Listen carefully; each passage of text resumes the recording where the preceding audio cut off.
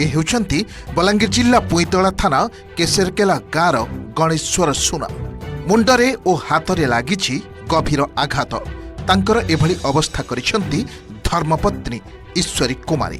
स्वामी को पनिकिरे हाणी आक्रमण करिसंती ईश्वरी, तापुणी सामान्य मोबाइल पाई।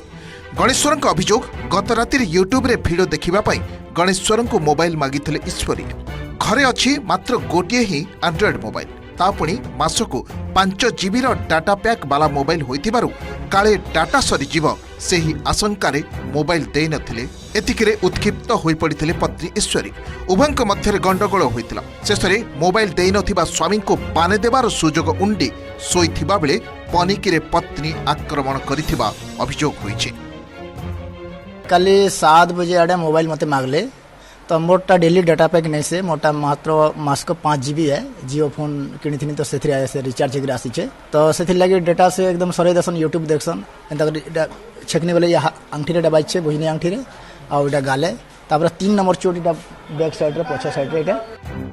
गणेश्वर सुना छत्तीसगढ़ बिलासपुर रे पास्टर भावे काम करुथिले। सेठारे धर्म प्रचार करू करू ईश्वरी कुमारी सहित प्रथमे देखा चाह और तापरे गढ़ी उठितिला प्रेम संपर्क। शेषरे दुई परिवार सहमति रे होइतिला बाहाघर। उभयଙ୍କ विवाह को इतिमध्यरे 6 वर्ष हो जाइछि। पाखरे 4 वर्षर झियोटीए भी अछि। तेबे गणेश्वर कहवा कथा पिला हेबा परठू स्वामी स्त्री मध्यरे लागी रहुतिला झगड़ा। अनेक समय स्वामी को संदेह भी करुथिले ईश्वरी।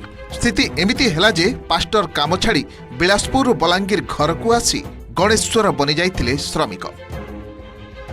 मोबाइल रे केनसी भी फोन आसले कैंसिल करने भी कथा लागले सब बेले डाउट सब बेले शक काने कथा हो जे कैंसिल अलगा टुगेलर संगे एटा भी ताकर डाउट शक सब बेले कैंसिल भी फोन आसले कैंसिल भी मेसेज आसले व्हाट्सएप हला कि एसएमएस हला कि किछि भी। आक्रमण रे गुरुतर होई गणेश्वर मेडिकल रे भर्ती होइतिबा बेले फेरार अछंती ईश्वरी। तांको नारे पुईतला थाना रे अभियोग होइछि।